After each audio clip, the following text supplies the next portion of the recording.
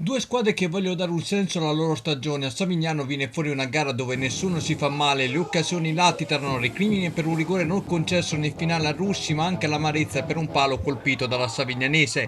La gara vede la Savignanese arrivare a tiro con Nicolini, Sarini blocca e fa il suo pallone al 10° minuto. Dall'angolo i Russi replica con questo schema che porta a tiro Bergamaschi, nulla di fatto. Ancora Russi pericoloso, si fa per dire con questo traversone di Crispino sventato a terra da Torri. Perfezione e disimpegno successivamente la retroguardia della Savignanese. In contropiede nel finale Mallo si perde sul più bello esitando troppo prima della conclusione finale. A photo finish ci prova anche Vitalino, tiro deviato in corner. Nella ripresa i russi dalla bandierina ripetono lo schema di prima frazione, Bergamaschi al tiro deviato in corner. Dalla bandierina arriva l'occasionissima più pericolosa dell'intero match, Mazzarini raccoglie la sfera e con una traiettoria sporca colpisce il legno. Il russi prova a reagire, lo fa senza convinzione con un tiro da dimenticare di Pescatore. Infine all'ultimo minuto Gregorio viene strattonato nettamente da Tola. L'arbitro fa segno di proseguire, 0-0 il finale.